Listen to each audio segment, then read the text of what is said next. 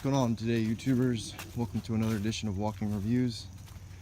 I have a very cool custom knife to show you today, and this is the Vector version 2 by Richard Rogers. So real quick, let's go ahead and go over the stats. We have just over a 3 1/4 inch blade of CPM 154 steel, and it has been bead blasted. You can see it's also a naked blade, no logos, no maker's marks, nothing like that. Very nice edge, beautiful long top swedge, and it is a drop point with a nice flat grind. The handles are titanium. You can see they've been given that texturing and bamboo look. They are contoured, which makes this knife extremely comfortable. You can see the edges have been polished and rounded. So like I said, titanium handle scales. It is a liner lock, but it's a nested stainless steel liner. So this titanium has been milled out, and a stainless steel lock bar has been press fit in, and then they screw the back spacer on top of it to keep it secure, so you get steel on steel lockup. Now if you actually want to see his maker's mark and logo, there you go. There's his name, Rogers, and there's his maker's mark. I'll see if we can get a better shot from this side. There we go. Well, not easy to see either way. You can see the handles have been anodized light blue with a darker blue / purple anodization on the hardware and the pocket clip. The pocket clip does have hidden hardware, and it's got that really awesome contouring. Normally I'm a big fan of deeper carry than this, but this carries really well, and I do love the look of this thing. I think it's a nice compromise between a 3D clip and a spring clip. The handle length is right at about 4.3 inches, and this knife only weighs 3 ounces, 2.9 I think. I think it's 2.9. So incredibly lightweight for such a large knife.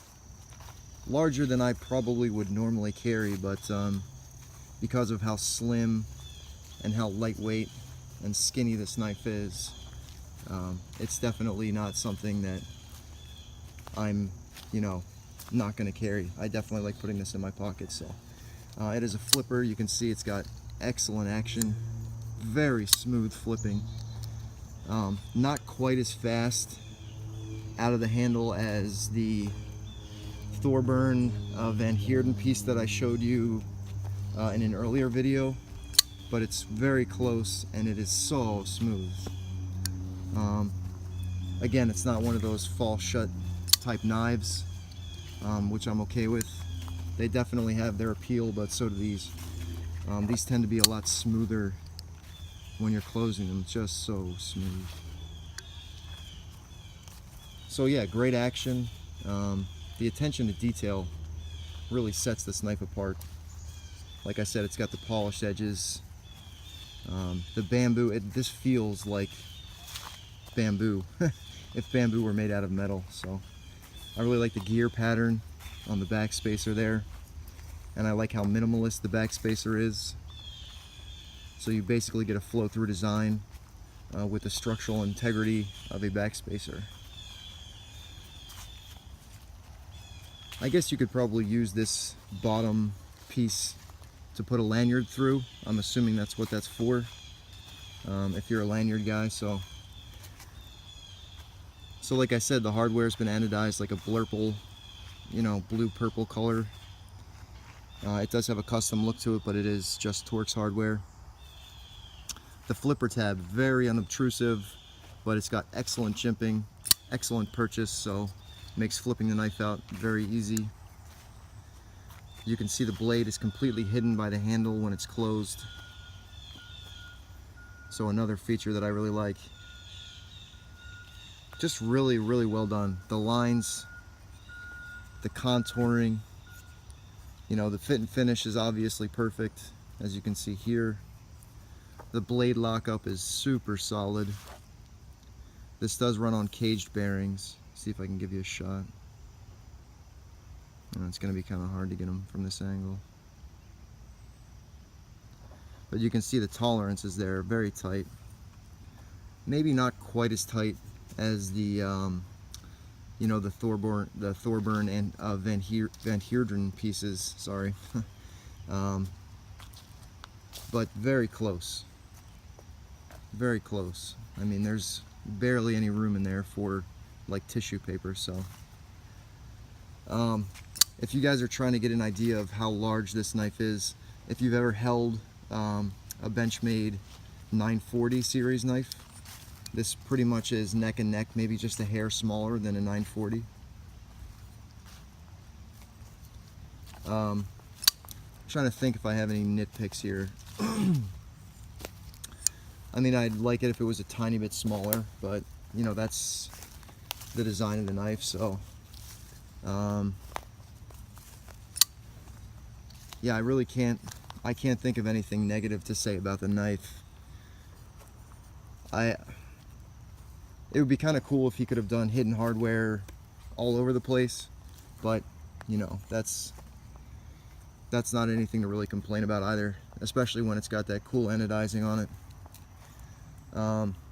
Richard Rogers, as a maker, as far as I know, his books are closed indefinitely, which makes getting one of these things kind of tough to do. Which is why I was kind of hesitant to make a video about it. I try and make videos about stuff that you guys can definitely get your hands on at any given time, but this one is probably a little bit harder to find. They're definitely out there, but as far as I know, his books are closed. So he makes, I think, 4 or 5 models of knives, and this is definitely my favorite. I've been thinking about, he does make like a smaller front flipper type knife, so you know, hopefully in the future I'll be making a video about one of those. Yeah, I think that's about it. Just wanted to kind of show this off and give you guys a look at one of the really great makers working today. Hopefully in the future his books open up again and the prices on these pieces will start to come down, so they're a little bit more achievable for most people. But until then, definitely an amazing piece, and I'm gonna wrap this up. I'll see you guys on the next video. Take it easy.